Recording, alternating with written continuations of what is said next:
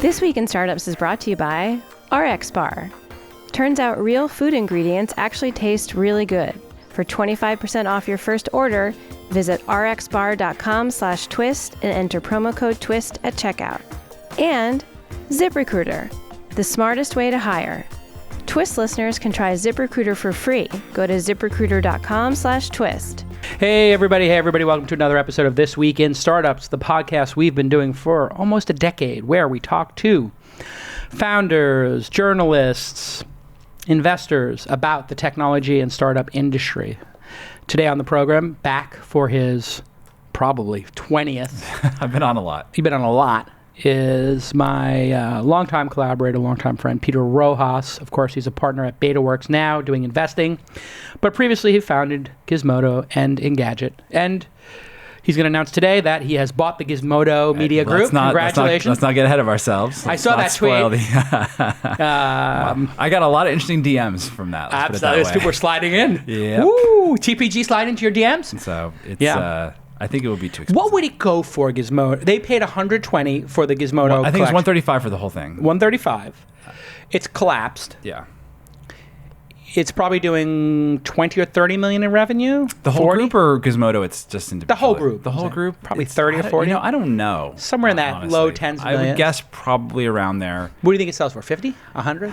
I don't know. I mean, it's a decaying brand. I mean, multiples are hard to. They can be opaque, but I think the acquisition of Quartz recently is.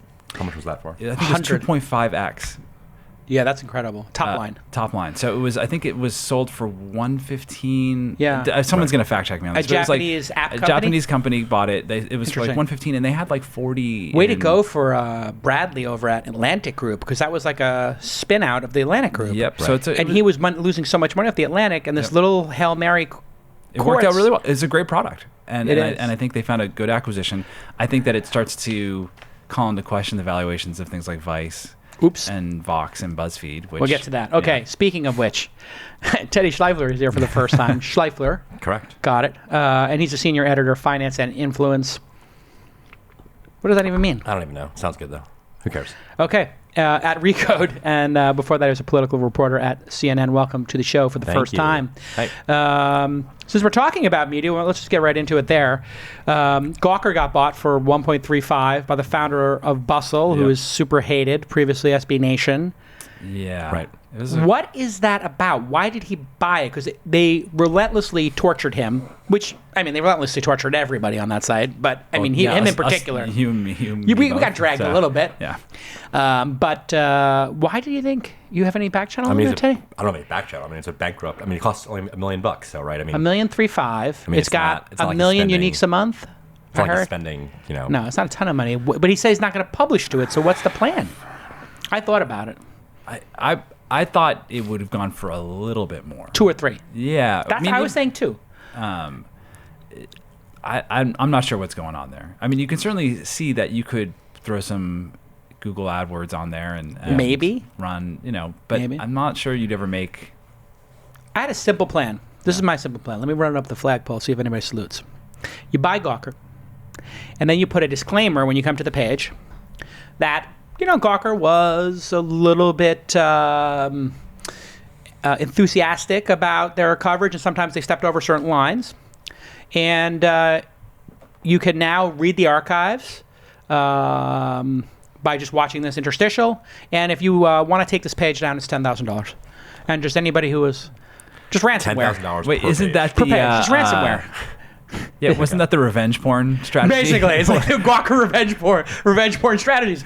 Literally, because you'd have, if it was $1,000 per page, you'd have to think about it if you were one of the people who they, if you're Julia Allison, and they did 18 stories on you, you might be like, you know what, I want to get that scrubbed. I think that the move is you create a law firm.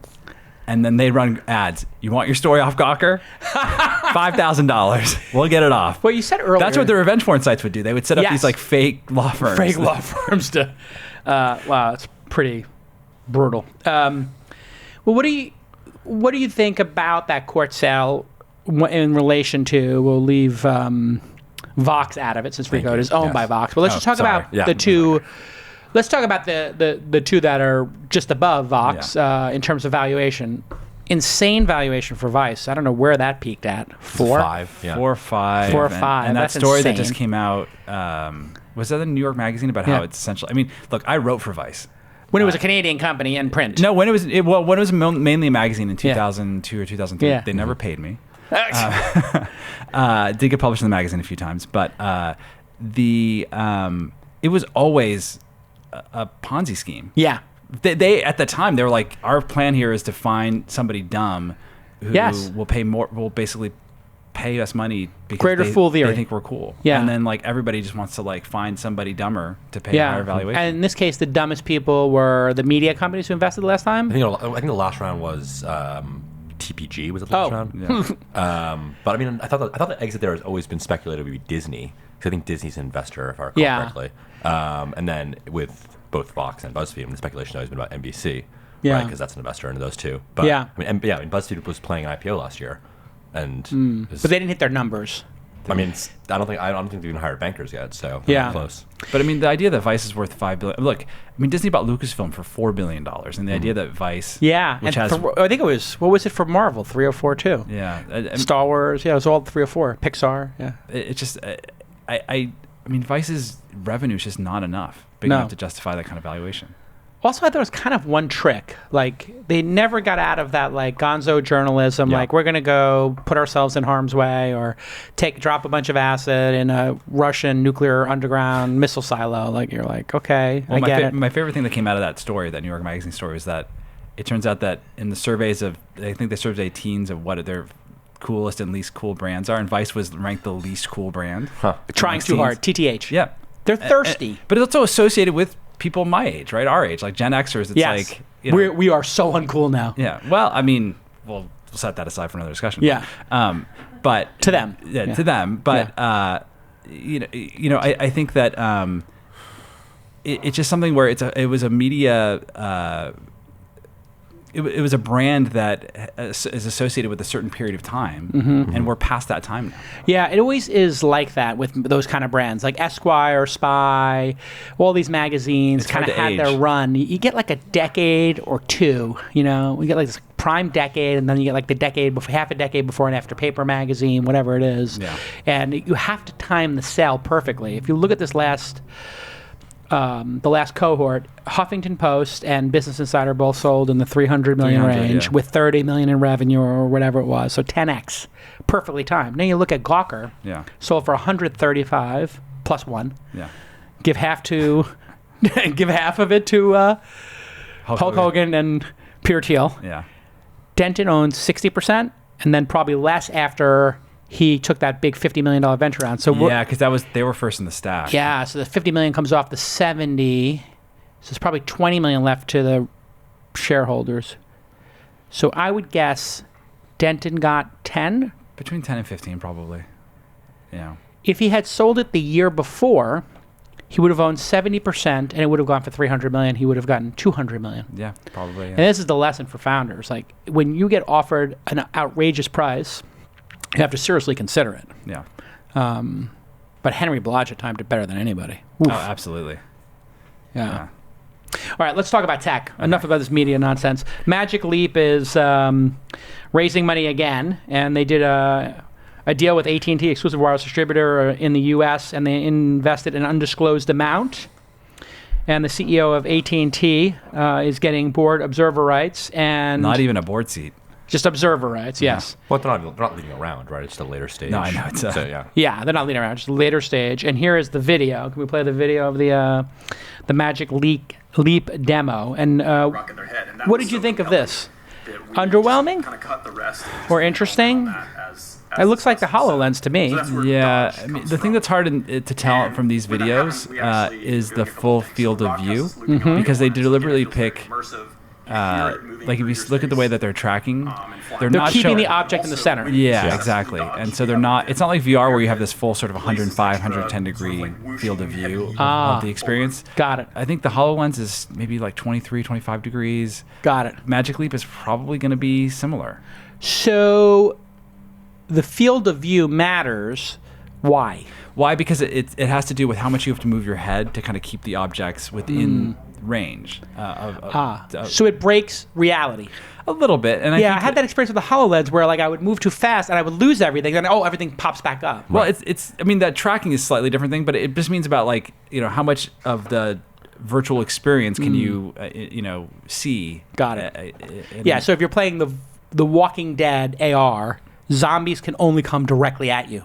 Well, they can be everywhere in the space, but it's just about what you can see. So it's a little like if I could just see you. We're blinders and then on. it's a little bit like that. Yeah, wider than blinders. Yeah. So is Magic Leap, Teddy, in your estimation, a complete and utter fraud in Theranos?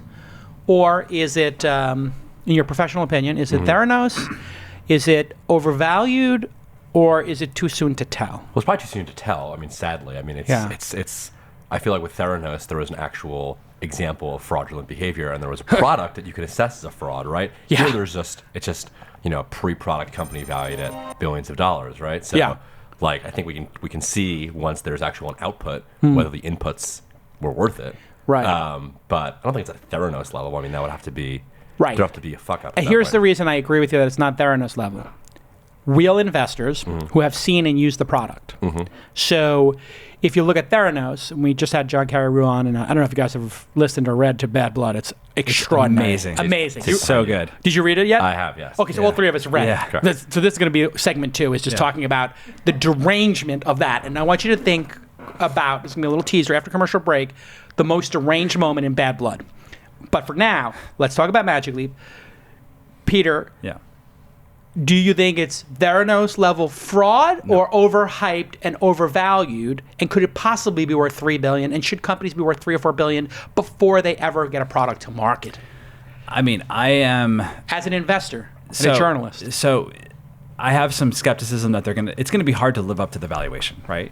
Because if AT&T invested, what was do we know the post? Was it 4 on the last? Or something? I don't know. They didn't announce any figures. But let's say it's 4. Yeah. Billion. Maybe AT&T they're not a venture investor, so they're not looking for a big multiple. It's strategic. Yeah. But for companies that invested at like the $2 million valuation, like you still have to be able. Horowitz, I think Andreessen did it too. Yeah. I mean, you have to expect that this is going to be like it's going to be a very binary outcome, right? Where if this ends up being an Apple level company, right? It could be worth $20 billion, $30 billion, or $200 billion, right? Yeah. But the thing I worry about with them is that what seemed like they were far ahead of the AR market 4 years ago, the market's catching up pretty quickly. I mean, if you see the stuff that people are building just for the phones right now, a lot of that is pretty good. And we saw it with people like holding their phone up and doing the kind of what was the game Pokemon Go 2 years ago, and the new Pokemon Go stuff is coming out. The Harry Potter game is going to be coming out. So I think that's the risk that Magic Leap runs, is that they, that the market catches up to them, and that they have a much harder time standing out. I actually think one of the biggest challenges they're going to have, and one reason why I think the AT&T deal is kind of funny, is that for a lot of people, a lot of consumers, whatever AR glasses or headset they buy is going to be an accessory to their phone. And people are going to have an Android phone or an iPhone.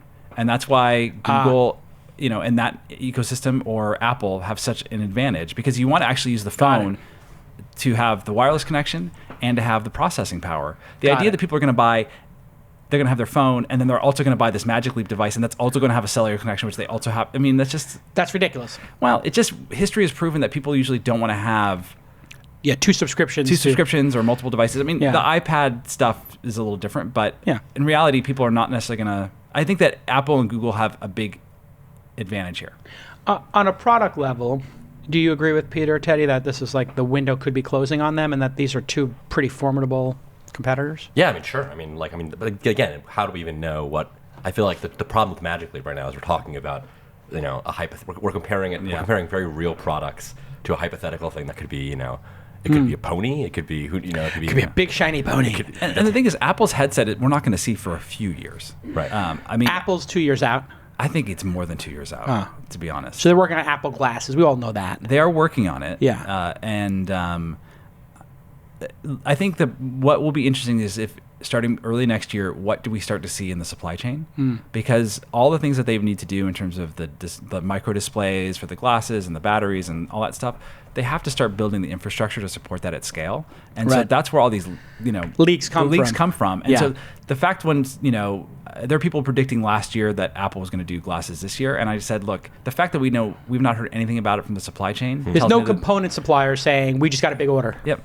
And we're starting company. to see some of that kick in. And I think if it starts going to high gear early next year, that tells me that we're looking at 2021. All right, when we get back, we're going to talk about the most insane Elizabeth Holmes moment or just Theranos moment from Bad Blood. So think about that. And Teddy is wondering what is next for Benchmark and my pal Bill Gurley after Uber. When we get back on This Week in Startups. And let me take a moment to tell you about RX Bar. I love RX Bar. I've been eating RX Bars for a long time because it's simple. My trainer told me to eat RX Bars, and then they wound up being a partner here at This Week in Startups, so that is pretty cool. They use egg whites for protein, dates to bind it together, nuts for texture, and delicious ingredients like unsweetened chocolate, real fruit, and spices like sea salt or cinnamon, and that is my favorite flavor. They have this like chocolate with sea salt on it. Unbelievable. You can see those chunks of sea salt on it. They have a coffee chocolate I like, a peanut butter chocolate I like, and a peanut butter. I'm a peanut butter chocolate and coffee guy. You guys ever have this RX Bar? I have not, no. Oh, it's great. It's the one that has the beautiful topography on the front. You'll see it like at all the great stores. But you can also buy it direct at their website by going to rxbar.com/twist and enter the promo code TWIST at checkout, TWIST, and you'll get 25% off your first order. That is a sick deal. rxbar.com/twist and enter the promo code TWIST at checkout, and you'll get 25% off. It's great. I keep them in the car. I use it for breakfast, and when you get that like slump, and I keep a couple in my bag when I'm at airport so I don't make a bad choice and eat a Cinnabon, which has about 17,000 calories. So that's what I do. Buy a couple boxes. If you're into chocolate, go that way. If you're into coconut, go that way. They also got the whole blueberry berry kind of thing going on. But I like the peanut butter and the chocolate ones. Go that way. Gluten-free, soy-free, dairy-free for people like Peter who are super restricted in their diets. It's going to be good for you, Peter. No artificial colors, flavors, preservatives, or fillers, or all that nonsense. Great for workouts, all that stuff. RX Bar, rxbar.com/twist. You will love them. Buy a couple boxes and then just put them everywhere. Put them in drawers and don't make a mistake and make a bad choice. All right, let's get back to the action with Teddy Schleifer, who you can follow on the Twitter, Teddy, TEDDY, SCHLEIFER, and of course Peter Rojas, my pal, at Peter Rojas. You're at Peter Rojas. Yep.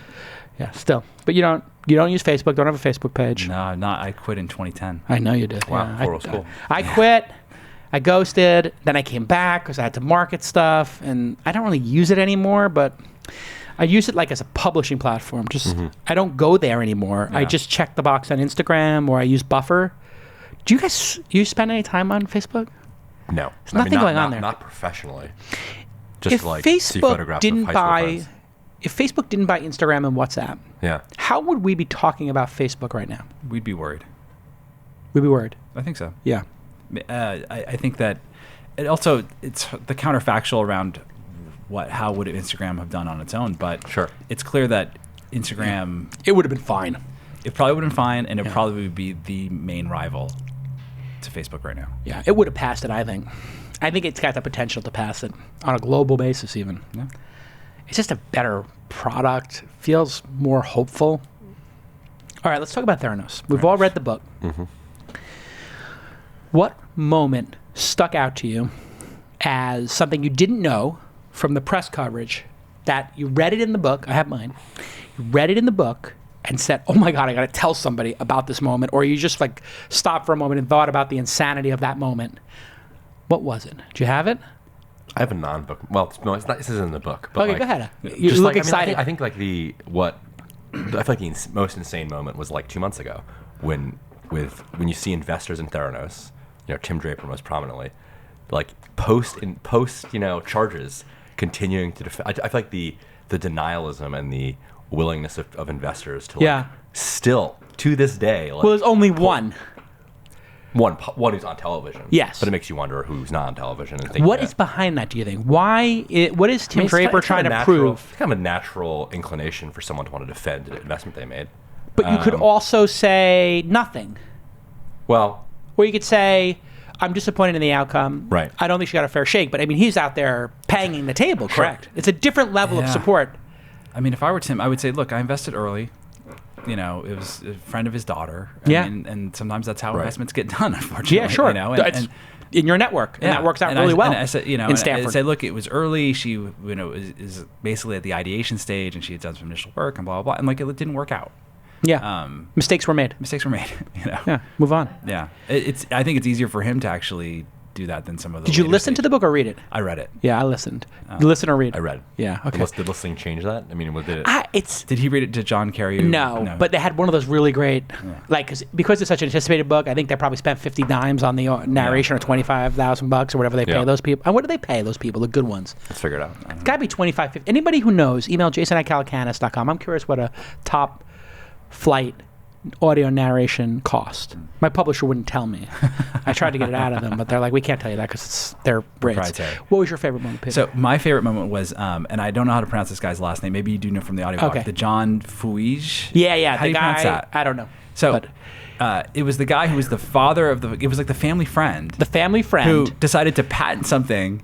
That would be on the roadmap. That would on their Theranos. roadmap. And then Theranos decided to sue him. Yes. And he out of lost. Existence. And he lost millions of dollars. And I felt like that guy must be like, I'm living in crazy town. It's nuts. And they were parking cars outside of his house, and they had the moment and the other one, sorry, was when George Shultz turned on his grandson.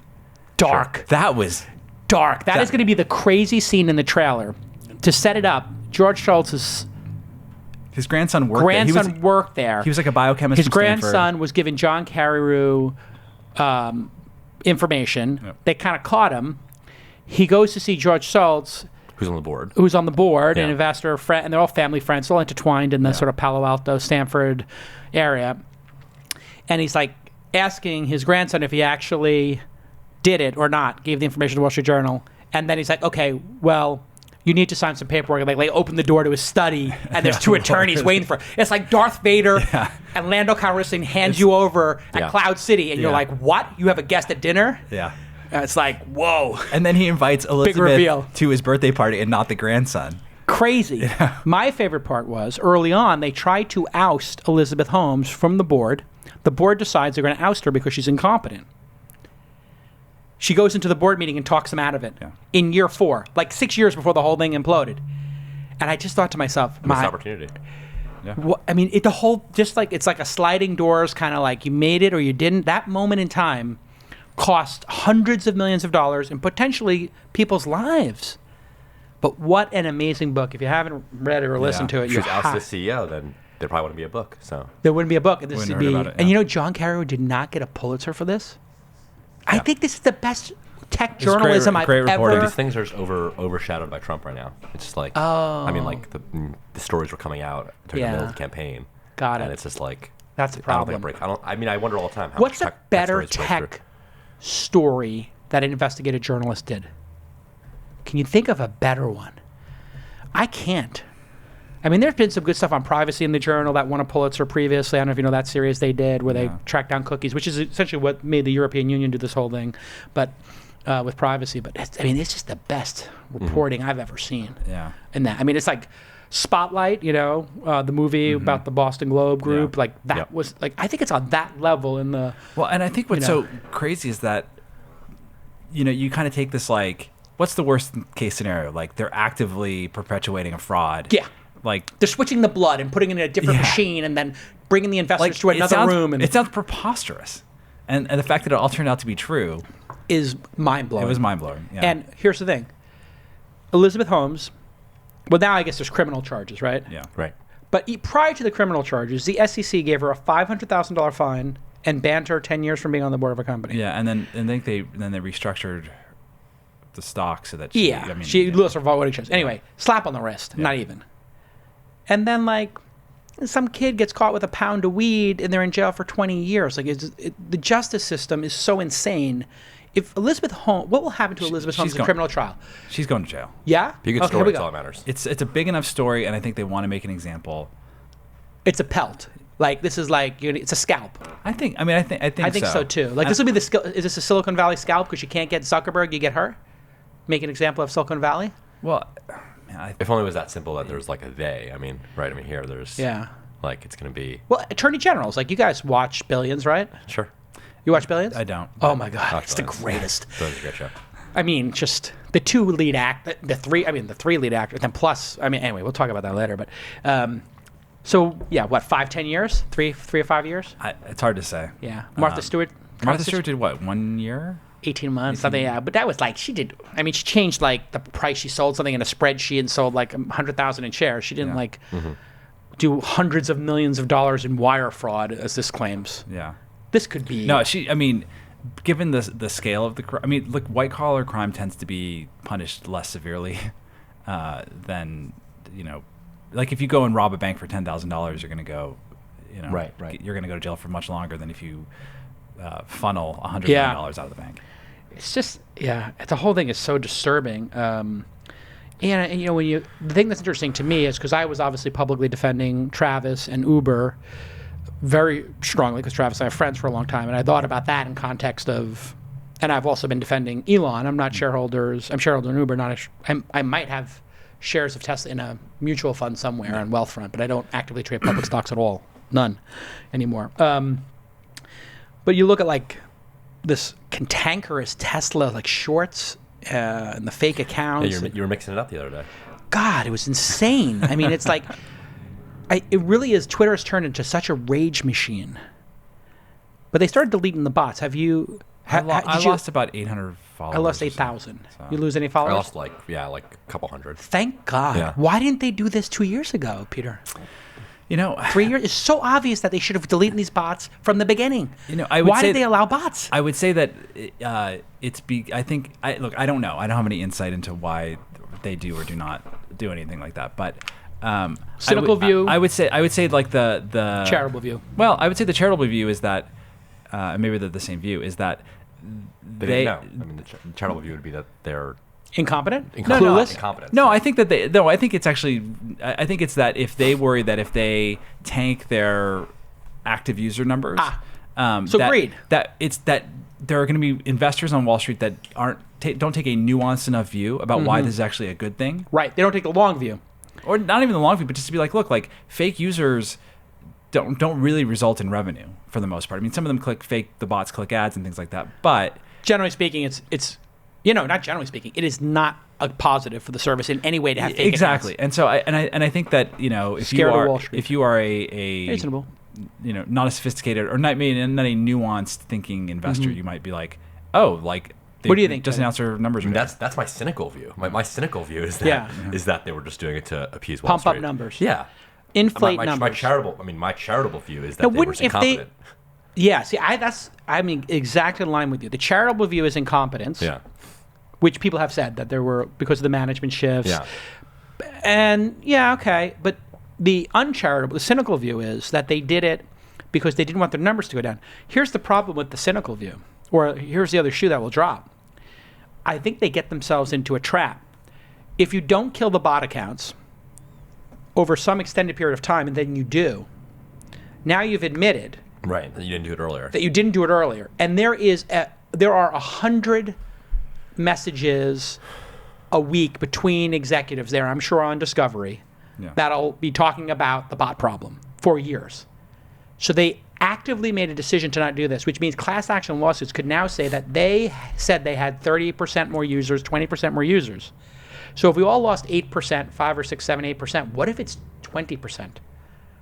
That would be material. Like low single digits, not material. But double digits, is this material? Because it will result in like material in terms of class action lawsuits from a shareholder. Yeah, sure.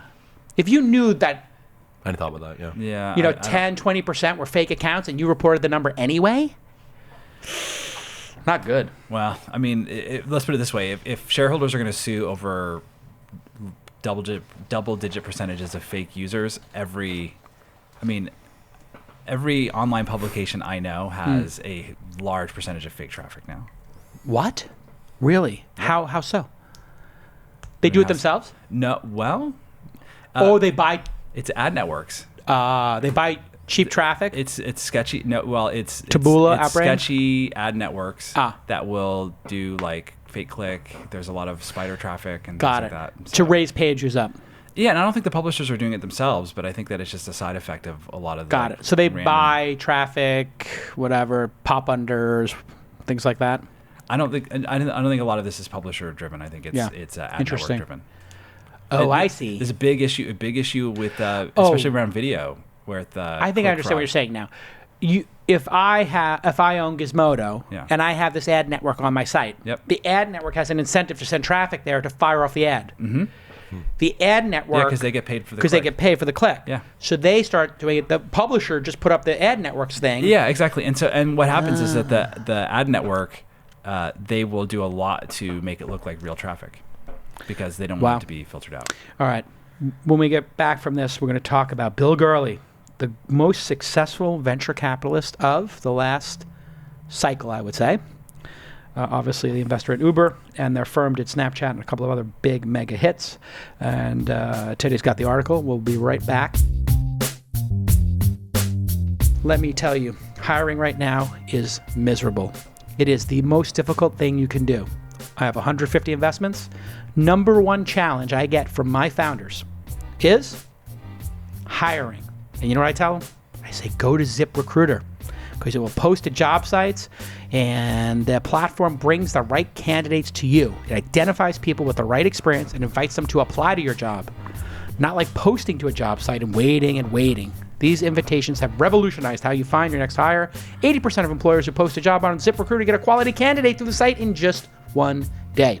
And ZipRecruiter even spotlights the strongest applications you receive, so you never miss a great match. What are you waiting for? You have like 3 or 4 positions to fill. I know it. If you're listening to the show, you got to fill those positions. Go over to ZipRecruiter.com/twist. That's ZipRecruiter.com/twist.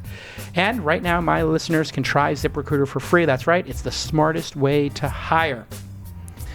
The right candidates are out there. You just got to go find them, and ZipRecruiter knows how to get them. So get over there, ZipRecruiter.com/twist.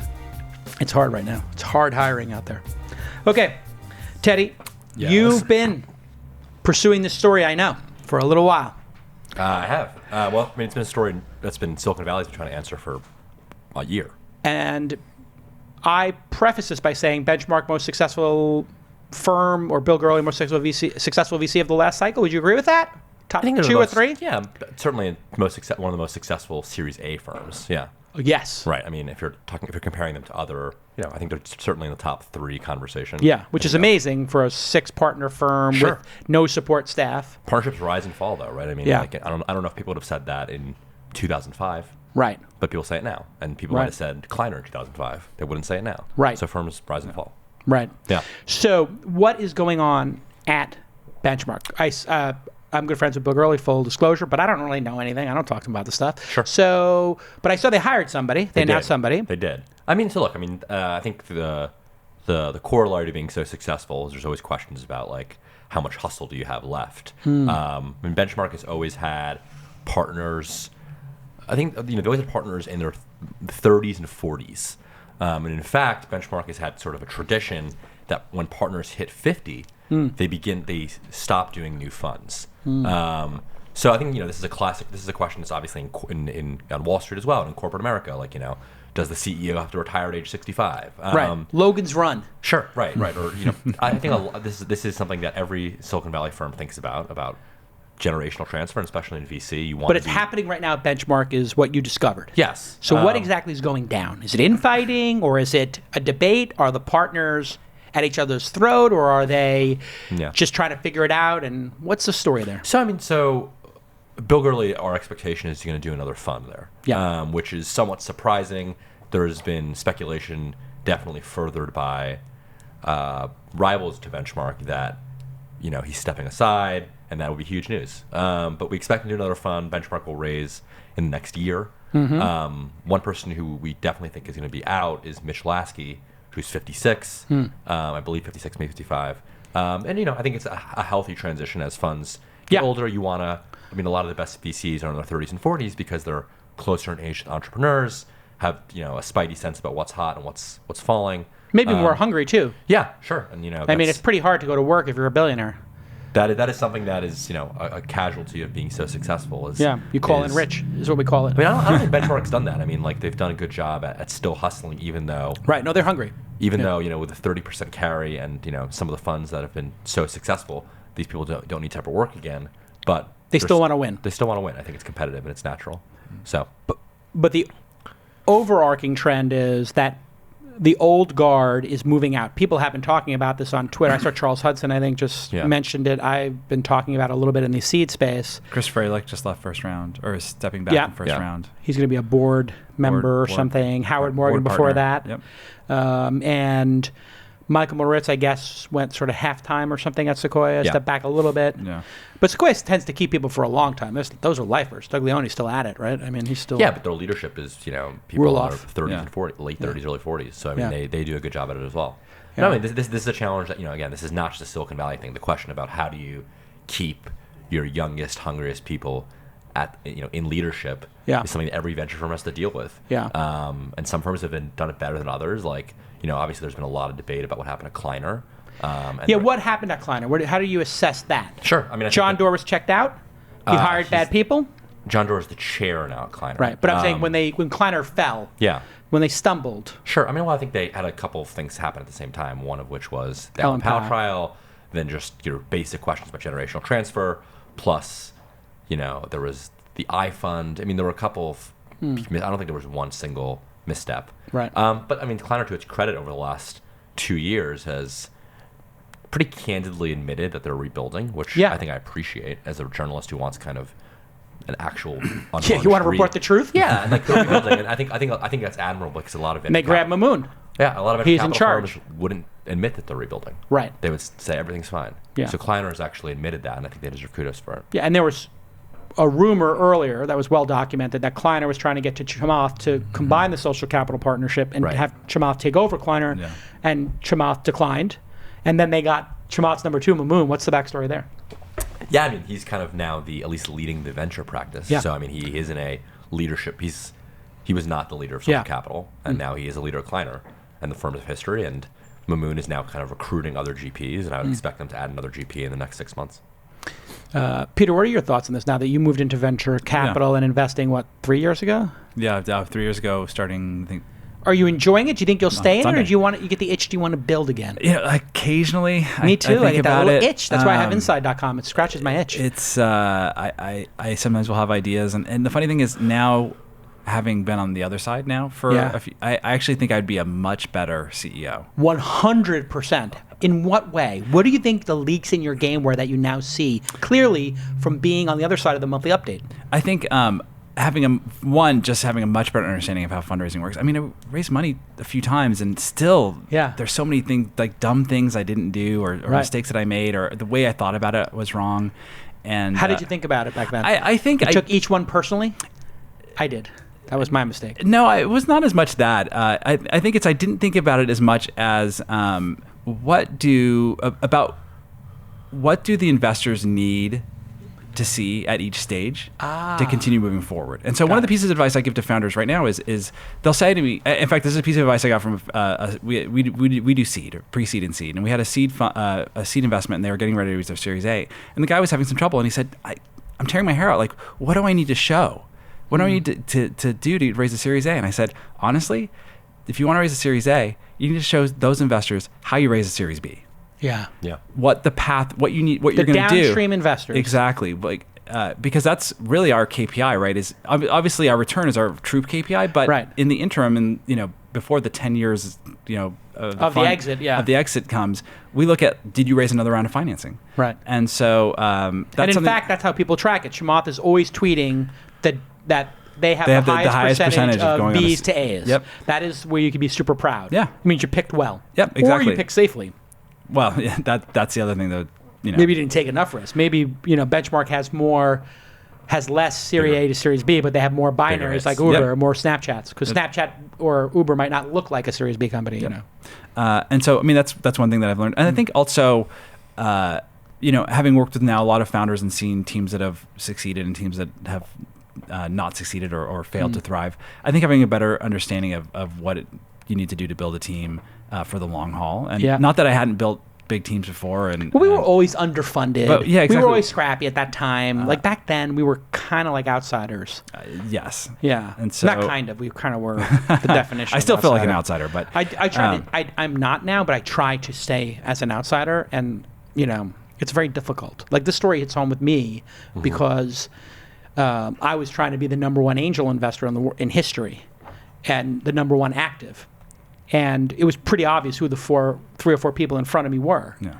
Paul Graham, retired for the last 3 years, he's somewhere in Europe, I guess. Chris Sacca hung it up, and then Ron Conway hung it up. Those are the 3 people in front of me. Yeah. I mean, who else has got a better track record than one unicorn every 20 investments? There's no other angel investor.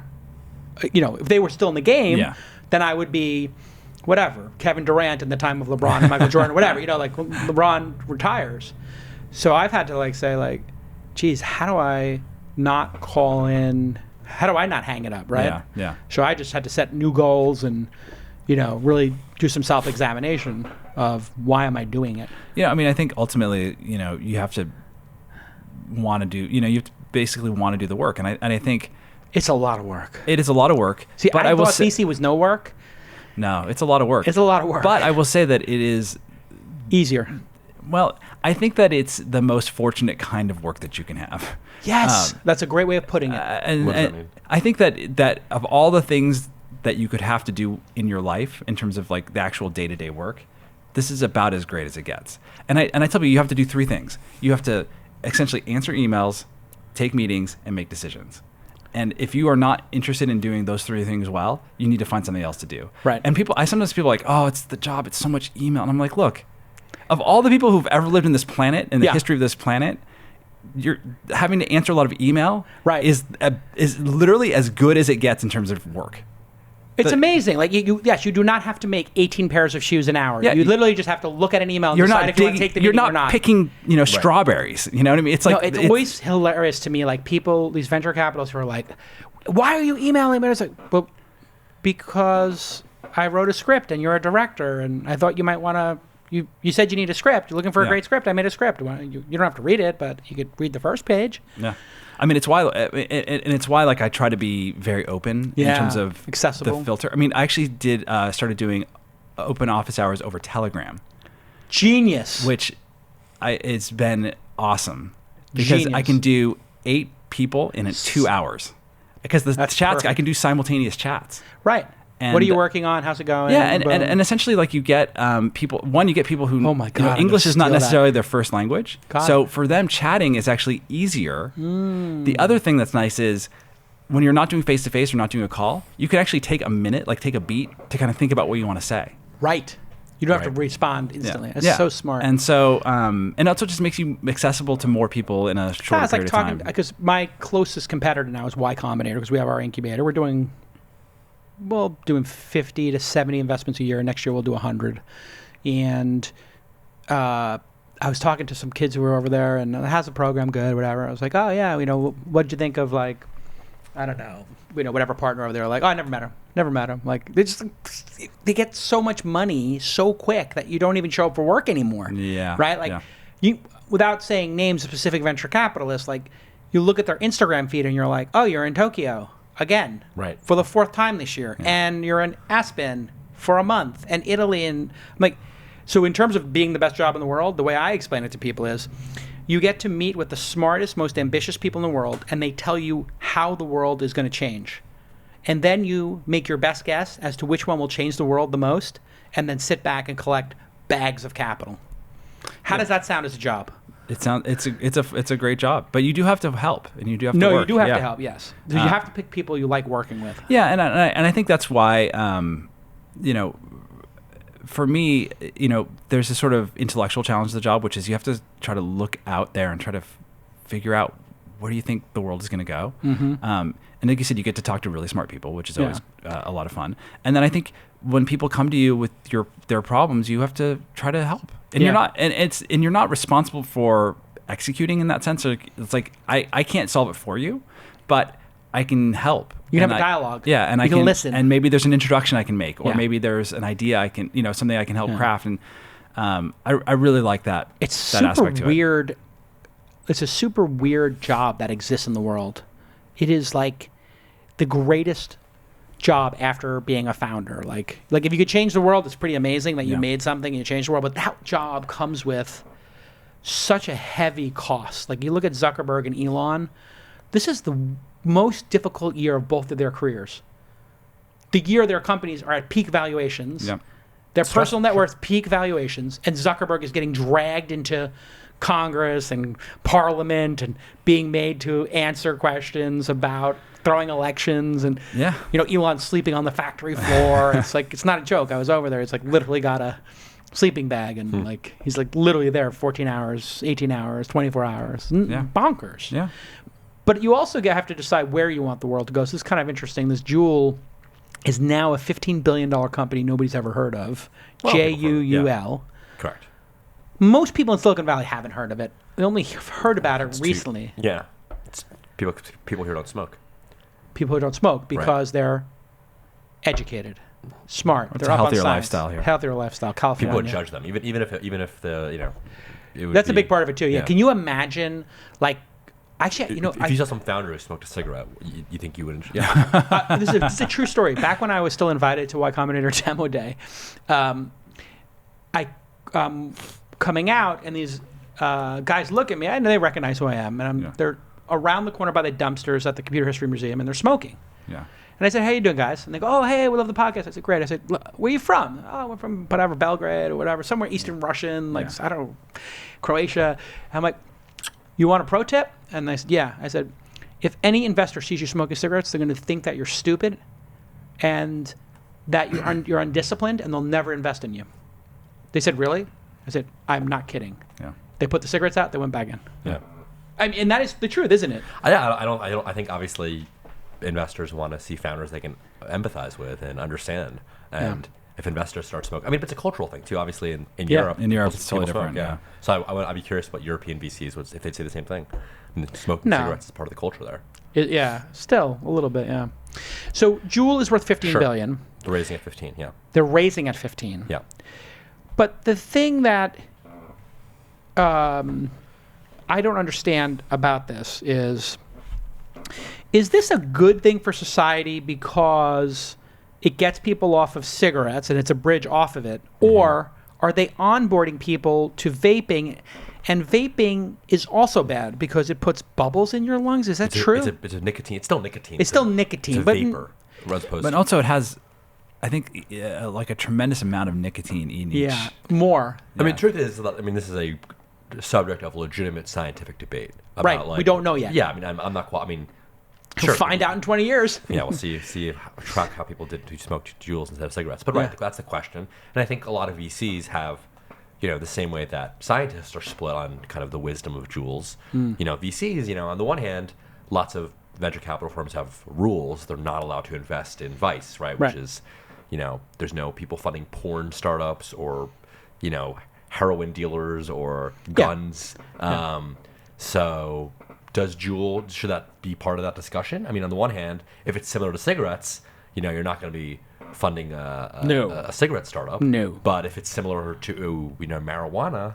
they then you started would. as the Plume, which was the original vaporizer, and designed famously by Yves Bahar, a friend of mine. It was beautiful design. They, I guess, realized like the cannabis was not as addicting as this. But I talked to Yves Bahar about it, and I think that's the way they looked at it. I think he owns some shares because of he designs this, but I think it's becoming a bit of a discussion here. Founders Fund is the original investor? In Juul? Yeah. No, Founders Fund is... who are the original investors? It's not a lot of VCs. Not a lot of VCs, It's I think Tiger is in it. It's spun out of this thing called Pax. So Pax made that right, Plume. Right. Yeah. Founders Fund is interesting just because they are much more willing to do what other firms would call vice deals. And they're always a kind of a bit... Well, Peter's contrarian, yeah. Yeah. And they did Space. They just do a bit more out there things, and I think that makes them really interesting to cover. But they've done a lot of marijuana deals also. So, yeah. Oh, Founders Fund has? Yes, they have. Oh, that's so interesting. It makes them more... They're starting to go public in Canada. A lot of... Because we have one investment, Kush Marketplace, which is a marketplace for growers, processors, packagers, and dispensaries. So there's a bunch of different players. Yeah. So you might have somebody who grows the flowers, somebody who processes them into raw materials, somebody who makes them into cookies or, oils, tinctures, whatever, cigarettes. And then you have obviously the distributors, the dispensaries. But they don't touch it themselves, just in, marketplace, like sure, a B2B marketplace. These markets are pretty big. I mean, like, obviously, huge. E-cigarettes are could be. So what if in 30 years everyone is, instead of smoking a pack a day, they're smoking e-cigarettes? Yeah. And then and then in this case, investing in Juul would be good virtuous. For society. Yeah, and virtuous. You make a lot of money off of it. Yeah. So I think there's like a legitimate debate that's the happening. The thing that's not debatable is that these are getting in the hands of kids because they're doing marketing of like really cotton candy, pineapple, coconut. Like they're really going for the kid market with these flavors. It was kind of loathsome. Didn't they just ban it here in San Francisco? I think that was several cities have banned it. I know Milwaukee banned it. Or those banned what? The sales of Juuls. Yeah. To kids? They're already banned from kids, right? Just to ban totally. Theoretically, they're supposed to only be able to people over 21, but obviously you can. Wait, are you saying Juuls are banned for all people? I believe in Milwaukee. I'd have to. Yeah. I don't want to speak at one of I'm trying to remember. We just Emmy award winning producer. Something, look it up. Something got passed. Jaggy. Yeah. I'm torn on that one. You don't want people smoking, but the other thing I noticed, because it got very popular in casinos when I used to play poker. Yeah. And like they had to stop them at casinos because they were getting too popular. And these guys in casinos and in home poker games had these like powerful units, and they had chargers with them, and they would be swapping batteries out and pouring oil in. And I was watching them pour the oil in, and like these contraptions, like 2 or 3 years ago, I think there was like other ones other than Juul that were, and the plumes of smoke coming out, and the frequency at which they were doing it was every other breath. Yeah. I was like, how are you breathing? I think that they're so addicting and so effective at delivering the nicotine that the consumption has to be a magnitude more. Yeah. So you might not be getting the cancerous, getting the tar and the chemicals and the burning. Yeah. But you might be getting 5-10 times the amount of nicotine. It's a little scary. Yeah, it's not a. Here we go. Teen vaping is out of control. All right, but that brings the link here is on the FDA. It brings the regulatory uncertainty, which usually scares away investors, right? The idea about like, what if this is banned? And sometimes the FDA giving it some guide rails, like what we've wanted in crypto from the beginning, which is like, it's obviously a security, like. Yeah. People are buying it so it appreciates in value. You're selling it using FOMA tactics, like buy one get one free. Like, well, if it's not a security, it's a utility. Why are you doing this like staged? Buy your tokens now. What do you guys take on crypto after the boom? December we peaked. It's been straight downhill. Now we're bouncing along some level of stability in Bitcoin, but everything else is just crapped out in the ICO phase. I mean, there was that study that was it 54% of ICOs had no product within 4 months after that. Like gone. And I think the other ones still don't have product. I mean, the thing I always tell people is, name a successful product that's come out of an ICO, like consumer product that's come out of an ICO. There's none. Zero. Brave browser is the one that I think is legit, and I've been using. And I'm fascinated with. You know about Brave Browser? Yeah. You know about Brave Browser? I do not know. So it's the guy who he worked at Netscape. He was in charge of Mozilla. He was just on the podcast, and he's created an attention token. You use Brave, it takes out all ads. If you put the ads back on, you'll get tokens. You turn the ads back on, you get tokens. But at the end of the month, you can put in $5 a month, $10 a month. It will show what you spent your time on, and it's you spent some time on Rico, you spent some time on Engadget. We'll just chop up your money automatically every month. So the idea is to use cryptocurrency as a microtransaction, like other people have tried to do with real money. Right. And the punchline is they also are airdropping coins to people. The guy is Brendan Eck. Yeah. My favorite thing is to check dappradar.com, which is analytics for crypto, like these decentralized apps. The numbers are so low that it's almost laughable. Especially you look at like CryptoKitties, which has lost like 99.5% of its users or something like that. Yeah. But a lot of these kind of right after they raised from in USV. a ton of money, which was like $10 million. Yeah, I think an A round maybe a B. Yeah, it's crazy. It's you should check it out. Because Is anything going to come out of this? See, here we go. Yeah. Dap Radar. So go to CryptoKitties had 281 users in the last 24 hours. go to marketplaces. That's not for possible. example. Wait a second. Wait. Yeah. 281 users Yeah. in the last? That's Yeah. not possible. That's all they've had. And it's- 281. I yeah. can go out on Market Street and have 281 people give me a high five. So these are the Oh my God, so pathetic. So look at this. Some of these have 0 users, so it means that their founders aren't even using them. They literally don't even have bots using them. That is hysterical. Bring them over from Twitter. Put them And so, Wow, that is nuts. it's look, maybe there's something that comes out of this, the non-fungible token Yep. space, the Yep. collectibles, but for all the attention and all the money that's gone into this space, there's just not that much going on. Nothing. That's the way I felt about it, and I've largely stayed away from Where's it. browsers in here? Where would browsers be? I'm wondering. Oh, it's not a distributed app. Yeah, you'd have to be a It's- DApp You have to be a be DApp. listed So here. what's it, define for people what a DApp is? How much time do we have? Well, just give me the 2 sentences. It's the idea that it's Serverless is a component of this. so it's experiences that or the stuff that applications that are built on top of these decentralized protocols, so that there isn't necessarily you're going and downloading an app as much as you are, you might download like a browser which gives you then access to doing transactions or Right. whatever. So some if of you them had a distributed version of Twitter, there would be no do- company which there is. exists, and some of them might be on that chart Yeah. there. What's that one called? It's Well, there's what's that one? Steam It Steam It is is like the Reddit. That has users. For That's sure. probably the biggest one. Yeah. But there are a handful. And of the them. reason a distributed Reddit or a distributed Twitter, No. the reason people went crazy for that, and it makes sense, is why. Well, so there's Why is that unique? and So special in the Mastodon, world? for example, Mastodon's is the one, a distributed federated version of Twitter that Right. is in theory Serverless. It's not serverless. There's multiple servers. It's, not you can controlled by anybody. anyone can set up an instance and then you just decide to federate. It's like email, right? Anybody can set up an email server and then you can send email and then other email servers can be like, this is a spammer, we're going to block you. That's Right. basically how Mastodon works. And Mastodon is not token based. Right. There are versions. So the way Twitter banned the bots, Mastodon is not. You could have bots. You could have. You could set up a ISIS Mastodon. could set up an ISIS server. Exactly. You could set up a Mastodon instance and have it be all bots and All the other ISIS, and all other things. and all the other Porn, server. whatever. All the other instances would say we're just not going to Include that. We're not going to link to that. Yeah. We're not going to accept traffic. But you from can't that. be stopped. In other words, No.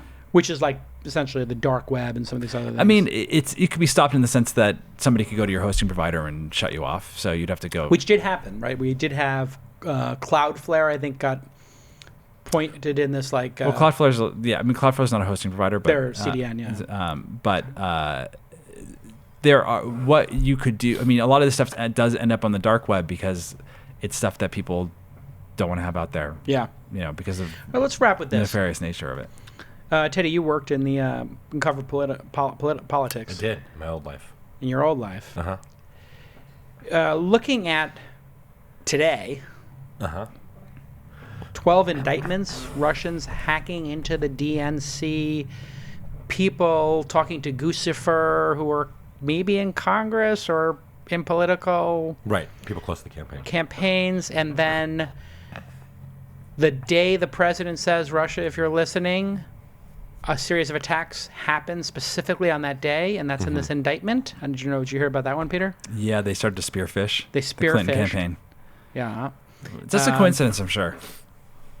What is your intuition on what's happening right now in the Mueller investigation and in the cyber attacks? Do you think it's possible?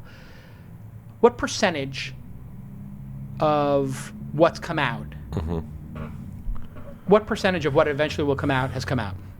Is, I guess, my way of saying it. So if we saw this indictment today, and now Right. we're up to whatever we're up to, and Paul Manafort's in jail, and all these other people, Papadopoulos, et cetera, and now we've got all this proof of hacking, and Trump is meeting with Putin on Monday or Tuesday. Right. Yeah.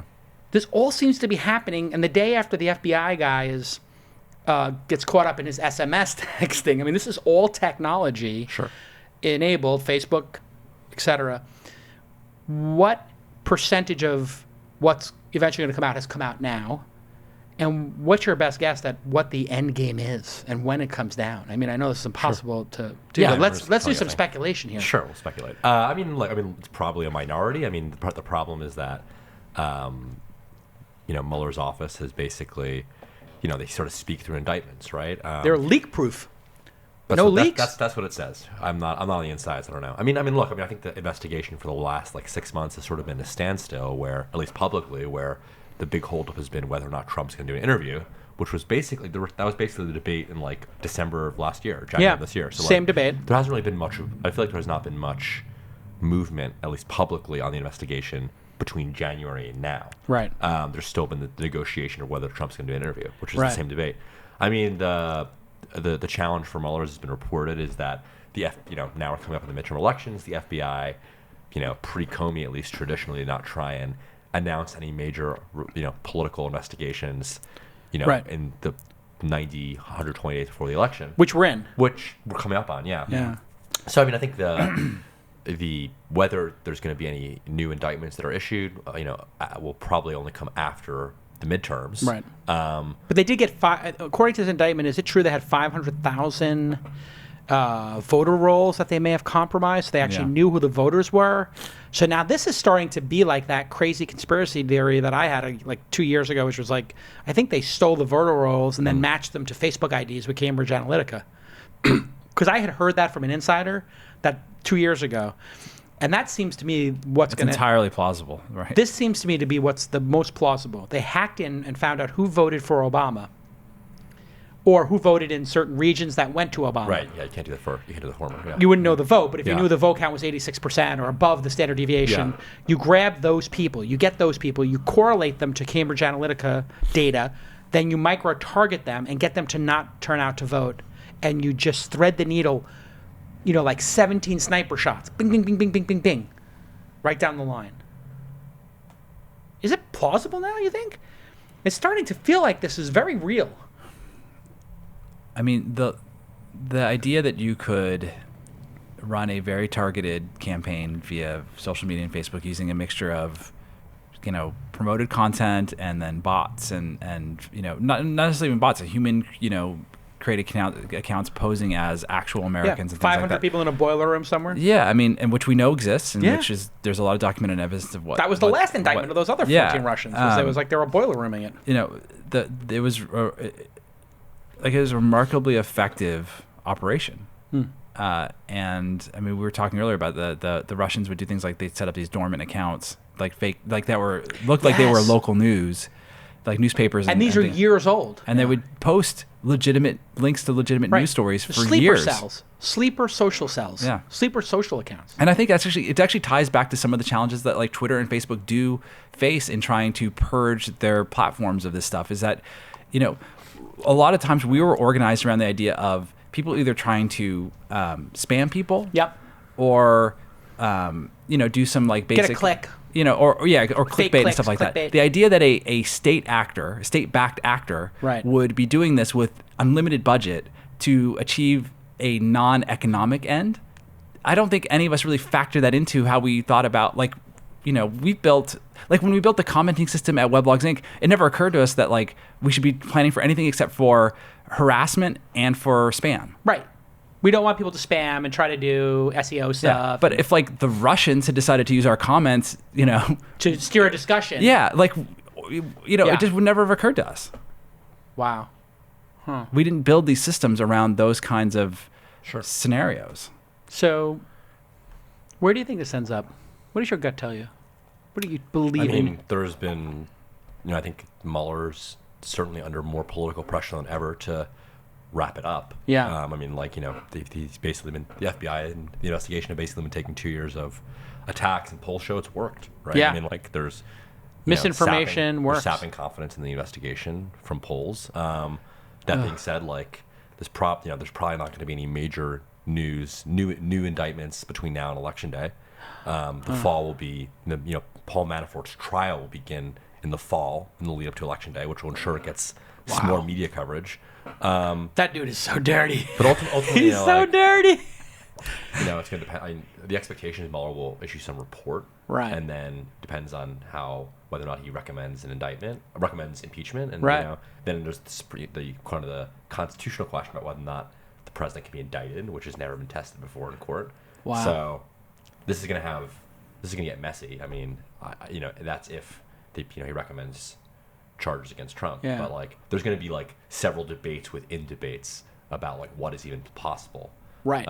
There's what's legally possible. Yeah. And then there's like when he said if the Russians are listening, go do this. He can just say that was a joke. And if they did it, seriously, not literally, right? Seriously, not literally. Yeah. I would say, from everything that we've seen from Mueller, is that he understands that he doesn't just have to lay out the facts of the case. He has to do it in such a way that he's going to be able to put Republicans in Congress in a very difficult position. Right. Now, whether he can accomplish that or not is an open question, but Right. he at least seems to understand that it's not just about, filing, creating the bones of an indictment. He actually has to present things in sort of an airtight way. Right. And he's not the kind of guy who's got an agenda. He's a Republican himself. So if he's going through this thoroughly as a career person, who's pretty incredibly respected, Mm-hmm. and he's doing it in this methodical way, that would lead me on a game theory basis to say there's something very serious here, or he considers it very serious, or he would have wrapped it up already. And if he's Yeah. being very strategic about where he drops these indictments, like the Michael Cohen's in the New York Attorney General's office, this one's in D.C. for Paul Manafort, like, they all seem to be, my understanding is he's spreading these out and making different... Well, Cohen stuff is that Cohen all broke contemplated, state. yeah. He Yeah. broke state law. Right. But my understanding is instead of the Mueller's office doing it, this like sort of separates. If Mueller gets fired, these things still keep going, right? So it's kind of like, that was one theory that people had. But I'm starting to think that it's all true. I mean, Like- you read the Jonathan Chait story in New York Magazine where he said, let's take talk about worst case scenarios. Let's talk about worst case scenarios that it turns out that, Trump, P-tape exists. or that Trump is somehow an agent yeah. of some kind, whether witting Yeah. or unwitting. Yeah. And he kind of plays it out. And it doesn't. Let's put it this way: if you take Occam's razor to everything, there is a perfectly reasonable, logical explanation for everything that's going on, and it is not one that looks very good for Trump. Trump. Yeah. I think what's going to happen is that the number of apartments bought by Russians, and I think that they were just dirty top to bottom in real estate. And those kind of transactions, but that's starting to come out. They would pay $200 million for golf courses that were worth $15 million. Yeah, I think when all that comes out, that's why he said that's the red line, I think. Yeah. But I think that, so then the question is, yeah. Let's see how much hate mail I'm going to get after this. No, I'm just wondering, like, even putting aside, like, if you're a Republican Democrat or if you're a Republican who hates Trump, which a lot seem to do, like a lot of Republicans don't like, they like that they won, they like that he hit some agenda points, but they don't like him. Yeah. How do we get back to reality and people believing the news again, and people believing in the FBI again, and people believing in the integrity of the voting system again? As quickly as this has fallen apart, can we crawl back? And if it took 2 years for this whole thing to collapse, and maybe it's 2 more years, 4 years of collapsing, how many more years to build it back up in faith in institutions? I guess Watergate's the only corollary. Yeah. And It's going that- to take a long time. I mean, yeah, and the polls speak for themselves, and like the confidence in the FBI is obviously. And you fallen got dramatically to with you got to this. listen to the water. Sorry, I'm sorry, but you got to listen to that Watergate podcast that Slate did. I know. I haven't. Did you listen to it? No. Really I have good. it like bookmarked. Everybody says Slow- it's incredible. what's it called? Slow burn. Yeah. Yeah. Really good. No, it's like it was 3 years of reporting or something before. And they try to do a good job of making you realize what it was like to be in the middle of it when people didn't know how it was going to end. Right. Because at the time, the idea that the president was going to resign or be impeached just seemed incredibly You know what's interesting implausible. for journalism, Teddy, is the concept of leaking information. It's changed, hasn't it? Like, leaking has become virtuous, normal, kind of fun. Like, it seems like WikiLeaks and people have forgotten it feels to me like people have either forgotten the ramifications of leaking or the legality of it, because WikiLeaks has been championed so much. And then you have Hillary's email, the Sony hack. I feel like a lot of these people around Trump, they probably didn't think that stealing information off computers and leaked data was criminal espionage. I think there's a difference between like leaking and stealing. Sure. We were just talking before about Bad Blood, right? Which Right. is a story which, without leaks, Yeah. Theranos would still exist, right? Right. And like we would think about Elizabeth Holmes as the next Steve Jobs. And Yes. the part of, I think leaking is just a pejorative phrase on like. Whistleblowing. Yeah, I mean that being like lots of journalist jobs are to obtain the truth, and like companies' jobs are to make themselves look good. Right. And sometimes good companies, sometimes the truth is the company is good. Yeah, but then there's hacking, and there's like this whole Right, hacking is there's a whole hacking illegally culture. obtaining information. Right. Very in the national security world, some leaks are illegal, but in Silicon Valley, I mean, like mostly, how many times do sources say like I'm under an No, NDA, you can I get can't talk you can about get it, so, sued, by a company if you have an NDA and you break it, right? That's happened. So, having like Teddy been on the receiving side of leaks, when I was Major doing ones. Engadget, that the threshold is usually that you cannot create an inducement for someone to break a non-disclosure agreement or transfer trade secrets to you. Right. If someone does that willingly, or if you happen upon it, Get it in an anonymous email, not your fault. yeah, it's not your fault. I think. Explicitly tell people to hack Hillary's email. Yeah, and I think that's where the operative question is, right? Is Inducement. what did the Trump campaign do to coordinate or induce or facilitate the reception of stolen materials? And I think there was something during the 2000 campaign where, I don't know if it was the Gore campaign or the Bush campaign, one of them got the debate prep book from the other Yes. campaign, and they didn't look at it. They handed it back. They called the FBI and said, They thought it might be a sting, maybe. well, they thought it might be a setup, but Yeah. also they were like, that's the right thing to do. Is we got this, we didn't ask for it, we didn't do anything to facilitate it, and we're giving it back. totally.